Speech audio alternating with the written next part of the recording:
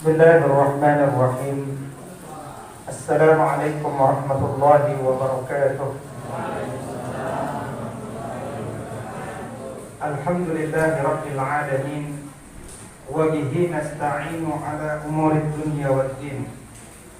Ashhadu an la ilaha illallah wa ashhadu anna Muhammad Rasulullah.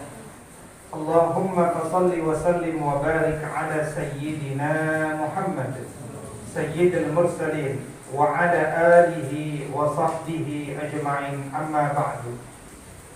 Bapak Ibu, orang tua kami, sahabat-sahabat, anak-anakku semuanya yang mudah-mudahan dimuliakan oleh Allah Subhanahu wa ta'ala.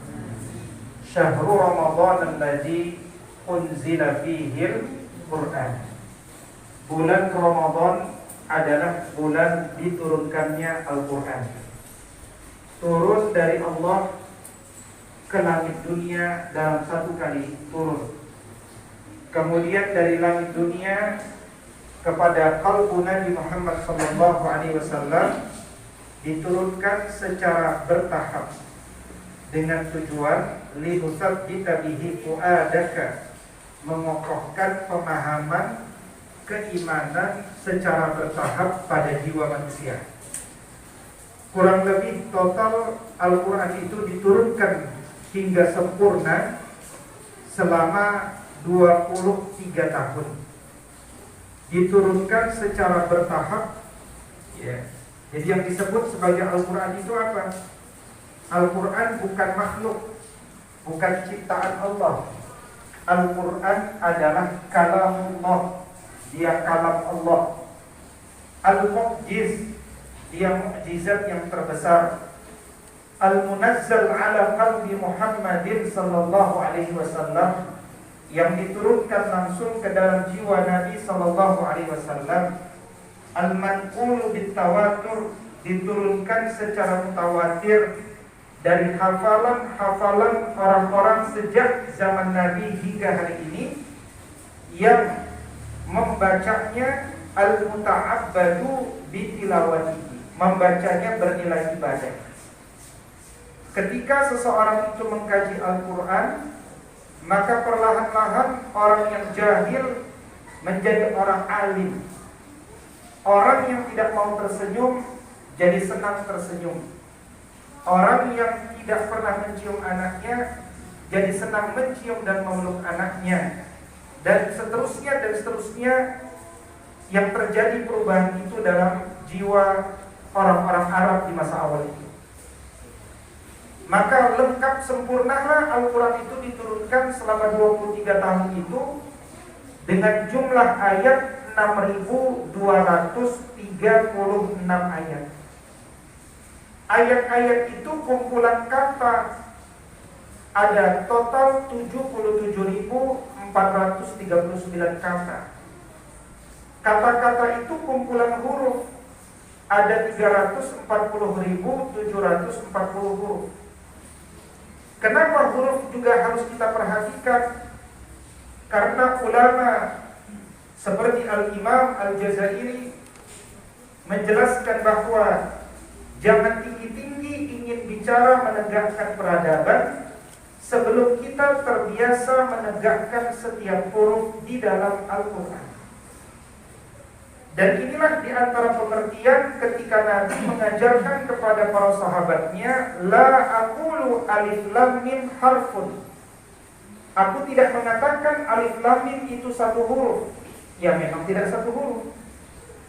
Ingat, Nabi bicaranya dengan orang Arab, orang cerdas, sahabat Nabi. Pasti bukan sekedar bicara jumlah-jumlah huruf. Ketika Nabi mengatakan walakin alifun harfun, walamun harfun, wa mimun harfun, alif itu satu huruf, lam itu satu huruf, mim itu satu huruf, ya sudah pasti satu huruf. Tapi maksud hadis tersebut sebenarnya adalah meskipun cuma satu huruf, jangan engkau remehkan membacanya. Membaca alif lam mim, alif saja, meskipun tidak ada panjang pendeknya, bacanya benar, maka Bapak Ibu bukan saja mendapatkan satu kebaikan, tapi bisa mendapatkan 10 kebaikan, bahkan bisa 70 kebaikan, bahkan bisa 700 kebaikan. Makanya meski dia alif, bacanya benar, alif. Jangan alif, gitu ya Bu. Jangan baca alif. Alif itu fitnah. Dibacanya alif. Maka sejak dini umat Islam itu tidak akan mungkin percaya berita hoax. Kenapa? Karena pola pendidikannya sejak kecil sudah dididik untuk memahami huruf demi huruf. Karena huruf membentuk kata, kata membentuk ayat. Kalau hari ini banyak manusia yang lebih percaya berita karena baca judulnya saja, ketahuan bahwa orang itu tidak terbiasa menikmati Al-Quran sejak kecil, mulai dari huruf per huruf. Bahkan ada huruf yang juga kata, ka seperti, fa maka, wa dan, ta demi, la sungguh. Karena itu kemudian Al-Quran itu bukan sekedar dibaca lafaznya, tapi wajib dibaca maknanya. Suatu ketika tetangga kami ba'da sholat maghrib mendekati saya, dia bilang, Ustaz, alhamdulillah sore ini saya berhasil mengkhatamkan Al-Quran 313 kali. Luar biasa ya Bapak Ibu, dihitung gitu. Ada nggak Bapak Ibu yang menghitung udah berapa kali khatamnya? Memang tetangga kami ini sangat-sangat teliti. Kebetulan setelah lulus pensiun, setelah pensiun gitu ya, kemudian dia ingin membayar hutang-hutangnya mungkin dengan membaca Al-Quran. Baik, tanpa mengurangi semangat beliau, saya bilang luar biasa Bapak.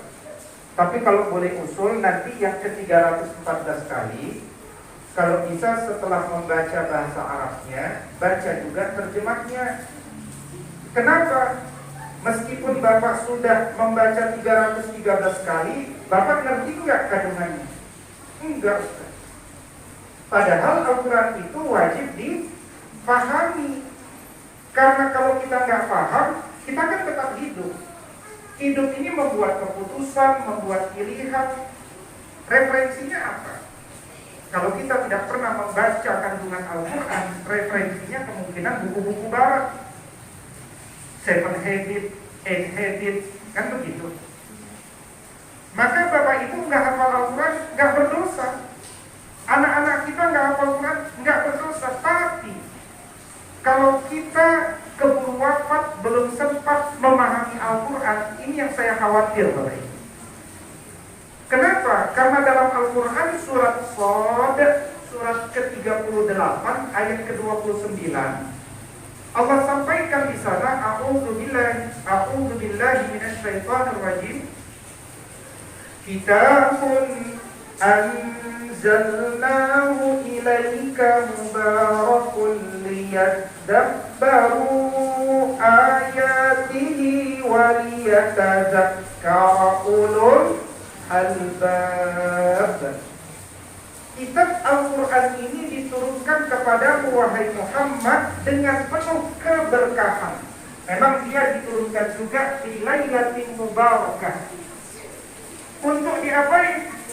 Untuk ditadabburi oleh orang-orang yang cerdas, ulul albab. Makanya kalau Bapak Ibu kelihatannya terlalu sibuk sehingga tidak sempat mentadabburi Quran, Allah sindir kita Bapak Ibu. Lihat Quran surat Muhammad surat 47 ayat ke-24.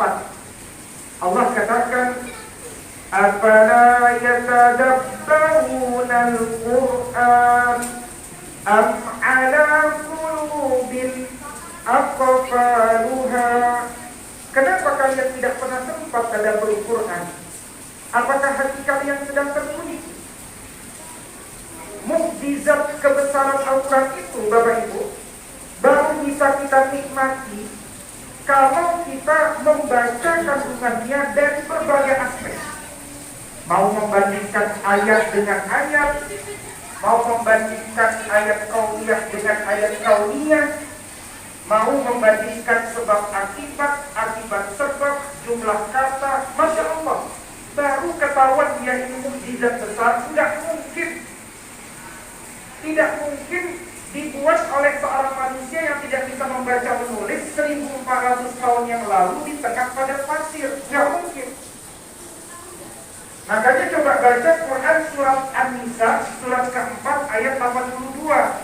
Kembali Allah sindir. Afala yatadabbaruna al-Qur'an walau kana min indi ghairillahi lawajadu fihi ikhtilafan katsira. Kenapa engkau tidak pernah sempat tadabbur Quran? Seandainya Al-Quran ini datang dari selain Allah, pastilah engkau temukan perselisihan, perbedaan yang begitu banyak. Artinya, justru karena Al-Quran ini datang dari Allah, engkau akan mendapati persamaan, harmonis, sinkron yang begitu banyak. Bapak Ibu yang saya hormati, hal yang kedua yang penting untuk kita pahami adalah Al-Quran yang 23 tahun diturunkan itu diturunkan dalam dua periode. Namanya periode Makkiyah dan periode Madaniyah. Ini penting Bapak Ibu. Penting untuk diketahui ketika Bapak Ibu membaca Quran, buka surat Al-Baqarah, ini surat Makkiyah apa Madaniyah ya? Pengetahuan itu penting. Karena surat Makkiyah beda dengan surat Madaniyah. Surat Makkiyah itu surat-surat yang bicara tentang iman.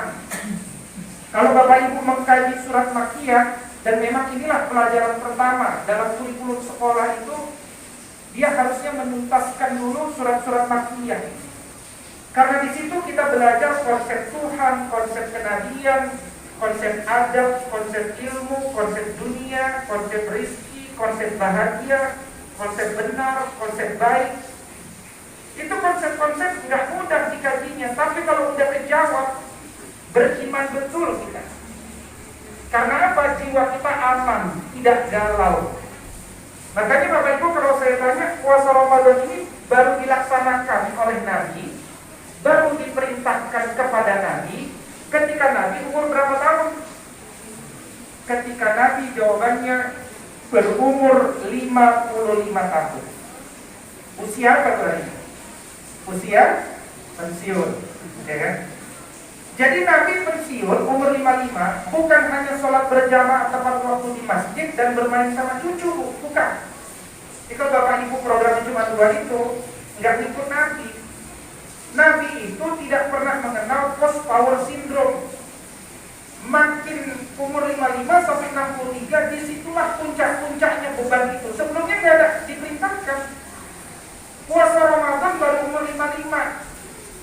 Jihad perang itu umur 55. Gak lama setelah Ramadan turun, Nabi ketemu dengan perang Badar Al-Kubra, bulan Ramadan juga Bu. Jadi Ramadan itu sejak awal gak pernah menurunkan prestasi, bahkan meningkatkan prestasi. Pembebasan kota Mekah bulan Ramadan, pembebasan Konstantinopel bulan Ramadan, pembebasan negara kesatuan Republik Indonesia ini gak nunggu lebaran tuh. 9 Ramadan. Kenapa? Karena membebaskan diri dari penjajahan di muka bumi itu amal soleh. Kalau dilakukan bulan Syawal, pahalanya kecil. Kalau dilakukan bulan Ramadan, pahalanya besar. Makanya kemudian siap-siap kalau membaca surat-surat Madaniyah itu beban. Tapi bagi orang beriman justru itu yang dicintai. Ada berapa surat-surat Madaniyah?